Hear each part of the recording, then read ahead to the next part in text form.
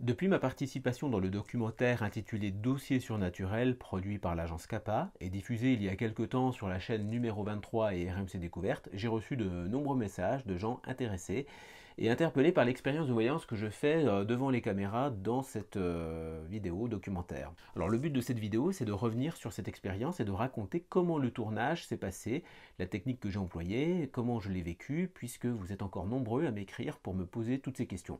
Alors j'ai trouvé que c'était plus simple finalement de faire une vidéo pour répondre à tout le monde, c'est beaucoup plus efficace.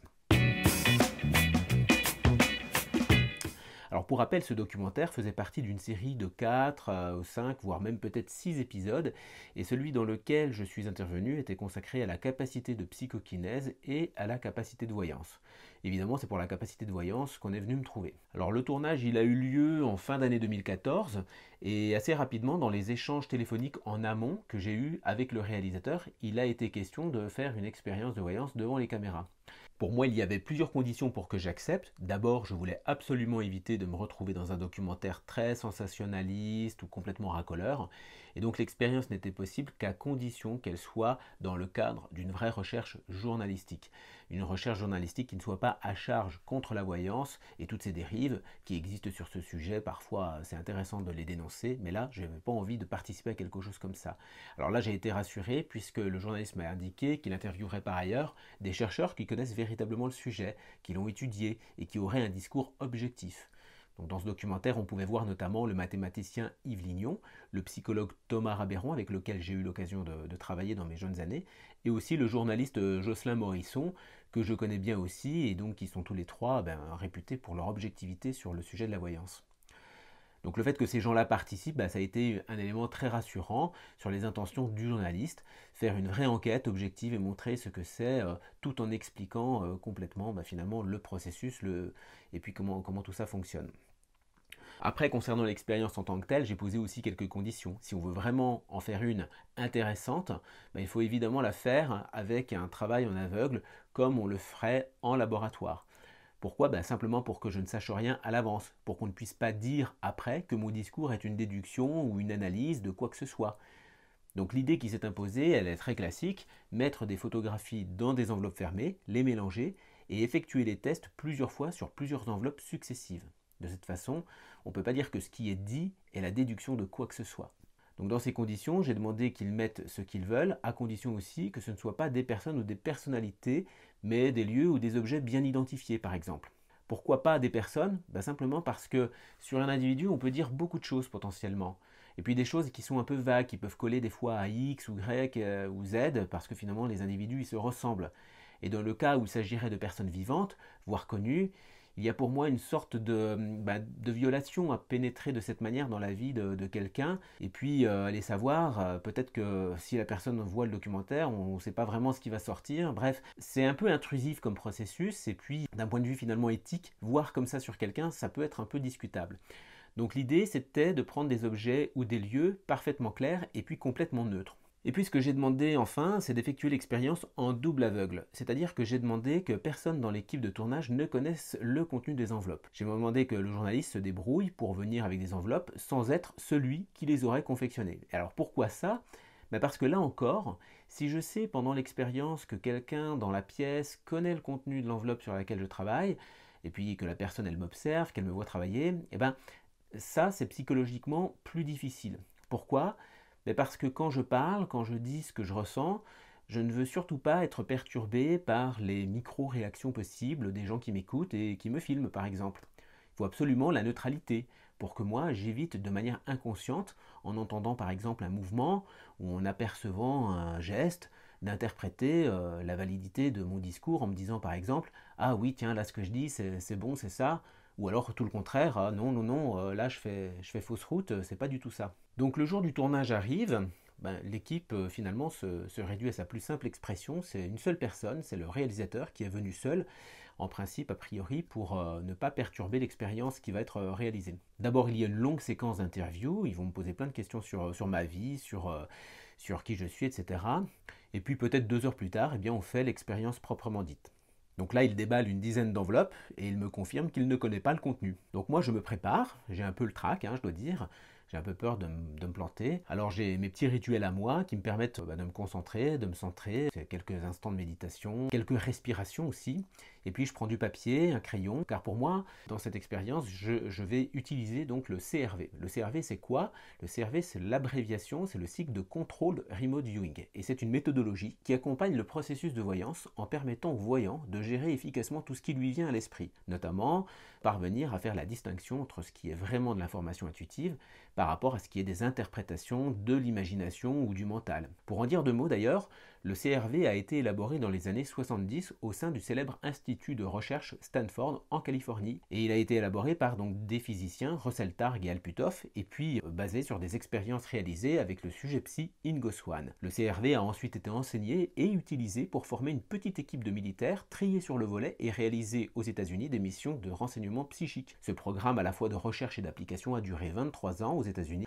Et il s'est souvent retrouvé cité comme le programme Stargate, qui est le dernier nom que ce programme a porté dans le milieu des années 90. Personnellement, le CRV, je l'ai découvert il y a une dizaine d'années, lorsque j'ai participé à des expériences de recherche avec des personnes du groupe des étudiants de l'Institut Métapsychique International, l'IMI, et puis je me suis formé directement en partant là-bas aux États-Unis, chez Paul Smith, qui est un des anciens militaires responsables du programme. Alors ça, c'était dans les années 2010, et j'étais accompagné de mon ami et associé Alexis Champion, juste avant que nous fondions ensemble Iris, École de l'Intuition. Donc le protocole de travail du CRV exige d'avoir du papier, un crayon, et puis donc de dire et d'écrire et de dessiner tout ce qui est perçu. Donc on commence, et là je tire une première enveloppe, c'est celle qui contient la loupe. Je vais prendre cette enveloppe, et puis on va y aller comme ça. Pour moi, ça va être, j'appelle ça l'enveloppe numéro 1.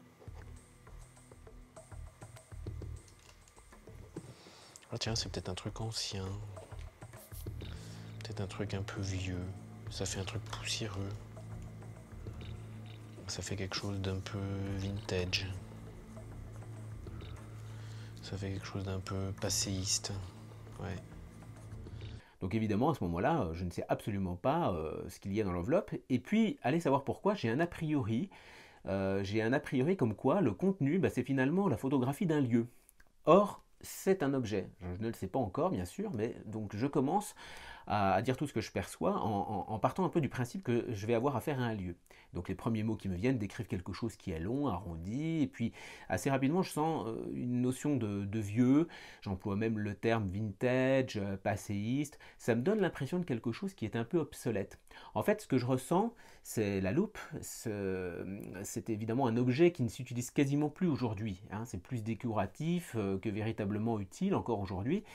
Et ça me fait éprouver une espèce de tristesse parce que le noyau d'information intuitive que je ressens, c'est ça a un rapport avec le passé et ça n'a plus d'actualité.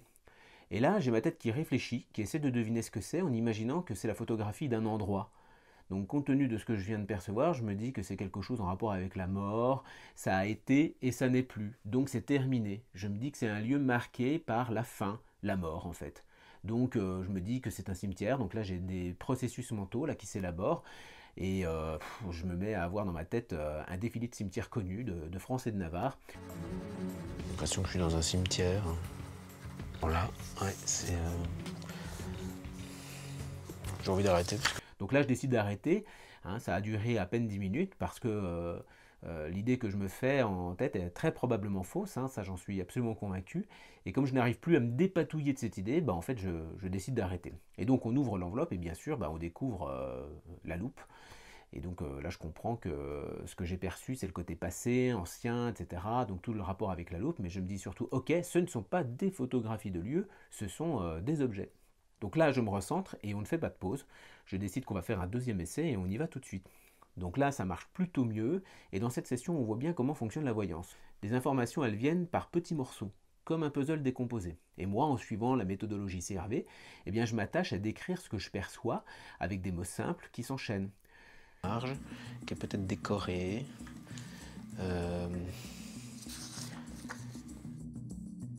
Alexis a tiré l'enveloppe qui contient la photographie de la montgolfière. Ouais, il y a de la complexité avec des formes qui s'entrecroisent un petit peu. On dirait qu'il y a de l'entrecroisement. Il y a du brillant, il y a quelque chose qui brille. C'est peut-être un peu scintillant. Il y a quelque chose d'un peu circulaire, on dirait. Ça a l'air décousu comme ça, mais l'idée c'est aussi de s'empêcher de réfléchir et de trouver ce que c'est.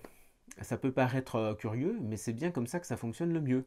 Si je cherche à trouver, je mets en marche un processus mental de réflexion et d'analyse qui est complètement opposé à ce qui est recherché dans le processus de voyance, c'est-à-dire ressentir l'objet et décrire simplement ce qui est perçu. Il y a l'idée même de quelque chose d'un peu cylindrique. Il y a de l'arrondi, il y a du courbé, il y a du hachuré. On dirait qu'il y a quelque chose un peu comme ça. Ça, ce serait circulaire. Et là-dedans, il y a du creux. Je sens du creux, du évidé. Et j'ai l'idée d'un mécanisme. Il y a l'idée de quelque chose qui est mécanique là-dedans. Donc avec la montgolfière, ce que je ressens le plus prégnant, c'est la présence de quelque chose de mécanique, la notion de quelque chose de sphérique, décoré, hachuré donc, avec de la fumée. Voilà, ce qui manque juste, c'est le fait que ça puisse voler. Là, on aurait vraiment été pas mal du tout. Suspense. Alors, de quoi s'agit-il? Ah, attends, c'est une montgolfière, intéressant. Alors la troisième expérience sur la tasse de café, elle est clairement plus réussie. Pour le fond, là, je suis beaucoup plus en confiance. Comme la précédente expérience, elle n'est pas trop mal, je me dis que là, cette fois, je peux vraiment faire mieux, et donc je me lâche carrément. J'ai l'impression qu'on est plutôt dans du blanc, un peu mat, dur. J'ai l'impression que c'est une vocation utilitaire. C'est quelque chose qui, on dirait, fait du bien. C'est agréable. Ça ravigore. C'est peut-être assez commun. Il y a des éléments durs, mais il y a des éléments mous aussi. Et au niveau des croquis que je fais, on voit pas très bien à l'image, mais j'ai clairement l'idée de quelque chose de creux qui peut se remplir. Il y a cette notion de quelque chose qui est comme ça un peu, qui se rétrécit. Donc là, on dirait que c'est évasé. Et là, ça se rétrécit. Il y a l'idée d'un contenant, d'un contenu, et puis il me vient aussi l'idée que ça peut s'empiler. Alors en faisant le dessin même, ça c'est dommage parce que je ne le dis pas, j'ai presque l'impression que c'est un bol de petit déjeuner. Dommage parce que vraiment, on aurait vraiment été très très bien. C'est comme s'il y avait des éléments concentriques, intérieurs, emboîtés. C'est contenant.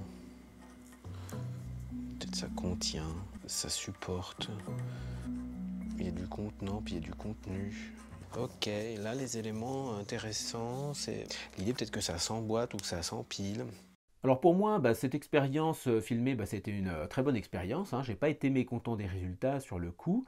Et puis lorsque le reportage a été diffusé, eh bien j'étais assez rassuré par le montage, parce qu'un montage, on peut toujours bricoler un montage pour lui faire un peu dire ce qu'on veut, hein, ça vous le savez. Et donc là j'ai trouvé que le montage il était très fidèle à ce qui s'est vraiment passé. Mon seul regret c'est finalement de ne pas avoir gardé une copie de toutes mes pages qui ont été filmées, parce que là en fait le journaliste les a pris. Avec lui, et moi bien gentil, je lui ai laissé faire, il est reparti et puis moi j'ai pas gardé de traces, j'aurais pu voilà, les imprimer ou les prendre en photo. Alors ce documentaire, il n'y a pas si longtemps, on pouvait le voir sur internet, il était même rediffusé régulièrement ou visionnable sur certains sites. Là malheureusement pour l'instant j'ai bien l'impression que c'est assez difficile de le retrouver. De mon côté j'ai pas vraiment le droit de le diffuser ici sur YouTube ou sur mon site web, pour des raisons de droit d'auteur, à part quelques extraits, donc ceux que vous avez vus donc, dans cette vidéo. Alors si vous avez des questions complémentaires sur ce sujet, sur ce documentaire, n'hésitez pas à me les poser dans la rubrique des commentaires en dessous de cette vidéo. Merci d'avoir regardé cette vidéo jusqu'au bout, n'hésitez pas à la liker et à vous abonner à la chaîne si vous souhaitez être informé des prochaines vidéos que je ferai sur tous ces sujets. A bientôt!